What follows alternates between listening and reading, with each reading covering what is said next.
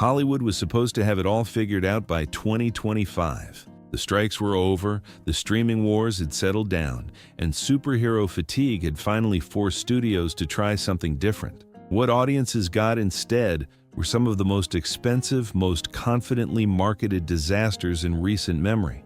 And these weren't small independent films crushed by bad timing or lack of distribution. These were projects backed by Oscar-winning directors, genuine A-list stars, and marketing budgets large enough to fund entire film festivals. Some opened at #1 and still hemorrhaged money. Others sat unreleased for years before getting quietly dumped on streaming platforms. And a few were marketed so poorly that studios couldn't even explain what audiences were supposed to be watching. The first one on this list technically won its opening weekend, but still managed to become a cautionary tale. Flight Risk. Mel Gibson returned to directing in January 2025. After 9 years away from the camera, Mark Wahlberg signed on to play a villain instead of his usual tough guy hero, and the budget came in at a modest $25 million, which by modern Hollywood standards practically qualifies as an independent production. The premise had real potential too, with a confined thriller unfolding on a tiny plane crossing Alaska, where a U.S. Marshal gradually realizes the pilot flying them is actually a professional assassin. January releases tell you everything you need to know about studio confidence. That month is where films go to die, the theatrical graveyard where nothing good survives. Flight Risk had one advantage going for it though, which was that absolutely nothing else was opening that same weekend. Zero competition, a completely clear path to the top spot at the box office. And it worked, at least on paper, because Flight Risk did open at #1 with $12 million. A mid-tier horror movie on a bad weekend pulls in about that much. For a Mel Gibson comeback vehicle starring Mark Wahlberg, those numbers were catastrophic. But the real damage came from how the marketing destroyed any chance the film had. Every major twist got spoiled in the trailer. Audiences walked into theaters already knowing the pilot was the villain and already knowing how the major reveals would play out. The suspense was gone before anyone bought a ticket. What critics and audiences universally agreed on was that the ending made no sense whatsoever. 90 minutes of tension building led to a final act that just collapsed under its own weight, and word of mouth became absolutely brutal within days. The film likely broke even once you factor in what marketing cost and what theaters take from ticket sales, but calling it a financial success would be generous. Gibson's big return to directing turned into a footnote nobody remembers. Wahlberg's attempt at reinventing himself as a serious thriller antagonist went nowhere, and the movie spent one weekend at the top of the box office before disappearing completely from public conversation. What comes next proves that even an Oscar-winning auteur can't guarantee commercial success. Mickey 17. Bong Joon-ho walked away from the 2020 Oscars with both Best Picture and Best Director for Parasite, which turned him into one of the most respected filmmakers working anywhere in the world. Warner Brothers heard he was planning a sci-fi dark comedy starring Robert Pattinson and immediately went all in, committing $118 million to production and another $80 million to marketing. The total investment came to roughly $200 million. The concept sounded genuinely interesting on paper. A man signs up for a space colonization mission where he gets cloned every single time he dies, except something goes wrong and two versions of him end up existing simultaneously.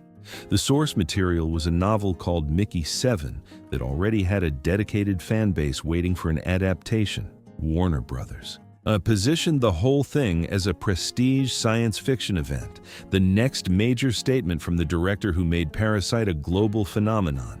And on paper, it seemed impossible to fail. The first warning sign came when the release date kept moving. Once would be understandable, twice would be concerning, but Mickey 17 got shuffled around the calendar multiple times. Every single delay sent the same message to potential audiences, which was that the studio had no idea what they actually had on their hands. Marketing made everything worse because nobody could figure out what genre this movie belonged to. Some trailers made it look like a dark comedy. Others positioned it as a psychological thriller, and still others leaned into satirical science fiction. The tone jumped around so much that general audiences had no clear idea what kind of experience they'd be paying to see. The premise itself created problems too, because it's weird and dark and conceptually dense in ways that work beautifully for a tight contained film with a modest budget. Asking mainstream audiences to spend money on cloning satire starring Robert Pattinson when you've invested $200 million requires a level of mass appeal this concept never had. $19 million domestically is what Mickey 17 opened to, and the math gets ugly fast when you realize it needed somewhere between $240 and $130 million worldwide just to break even. The worldwide total topped out at $130 million. Robert Pattinson is a genuinely talented actor who critics adore and who draws massive crowds when he's part of a franchise, with Twilight generating billions and The Batman earning over $700 million. Original films, though? He's never opened one successfully. Not once in his entire career, and betting $200 million on him carrying a conceptually challenging sci-fi film was a miscalculation that cost the studio dearly. Reviews came in fairly positive with a 77% rating on Rotten Tomatoes, but good critical reception means nothing when you're staring down a loss that probably exceeded $100 million. Warner Brothers keeps telling anyone who'll listen that the film will find its audience on streaming, which translates to executive speak for admitting they completely miscalculated the theatrical market. The third film on this list didn't even pretend it had a chance. War of the Worlds.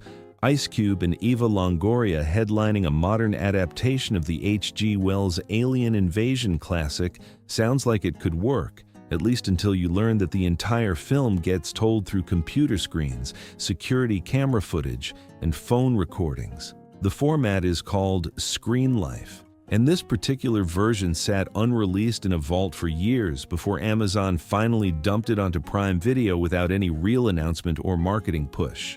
No theatrical release happened, no press screenings got scheduled, and the marketing campaign consisted of basically nothing.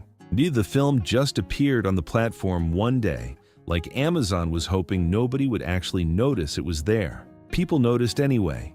0% on Rotten Tomatoes is where the film opened, which is an actual 0, not a rounding error. The IMDb rating settled in around 2.5 out of 10, and what turned it into a viral punching bag was the absolutely shameless Amazon product placement throughout. There's a scene where humanity faces extinction from an alien invasion, and an Amazon drone swoops in to deliver a USB drive that helps save the day. That actually happens in the movie. YouTube channels ripped it apart for weeks.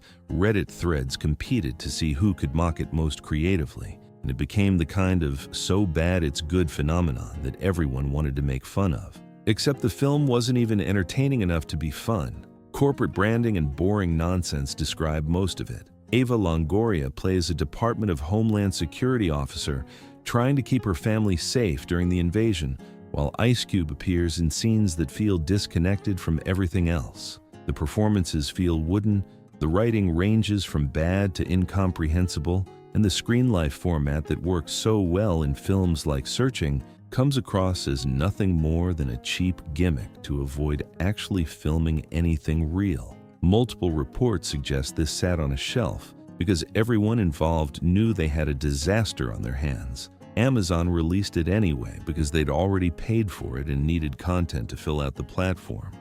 And it would have vanished into complete obscurity if online mockery hadn't kept it alive as a punching bag. What connects all three of these failures becomes clear when you look at their strategies. Release timing tells you everything about studio confidence, and flight risk proved that winning your opening weekend means absolutely nothing when the entire market is dead. Mickey 17's constantly shifting release dates broadcast panic to anyone paying attention, and War of the Worlds skipping theaters entirely to land straight on streaming without press screenings was basically a studio waving a white flag. Marketing confusion made bad situations worse across the board. Flight risk spoiled every twist in its own trailers. Mickey 17 couldn't communicate what genre it belonged to or who the target audience was supposed to be. Man, War of the Worlds didn't even bother attempting a coherent marketing campaign. When studios can't figure out how to sell a film, audiences have no reason to buy tickets. The biggest miscalculation, though, was overestimating what star power actually means in 2025. Mark Wahlberg couldn't reinvent his entire image. Robert Pattinson can't open original films outside established franchises, and putting Ice Cube and Eva Longoria together couldn't generate interest in a science fiction spectacle. Studios keep betting like it's still 1995 when stars guaranteed box office, but those days are gone and they're not coming back. Budget to appeal mismatch killed these projects before they even had a chance. A $25 million thriller that barely breaks even counts as a disappointment and nothing more, but a $200 million weird science fiction satire that loses over $100 million becomes a catastrophe that gets studied in film school. Bong Joon-ho is genuinely brilliant at what he does, but brilliance doesn't automatically convert to commercial success, and understanding your audience matters just as much as prestige or artistic vision. What 2025 proved was deeply uncomfortable for Hollywood to accept. Opening at #1 on a dead weekend means nothing. A-list actors don't automatically sell tickets to original concepts. Respected directors don't guarantee profit margins. And streaming audiences are far more willing to gamble on weird ideas than theatrical audiences will ever be. Brand clarity matters more than prestige when you're trying to sell tickets.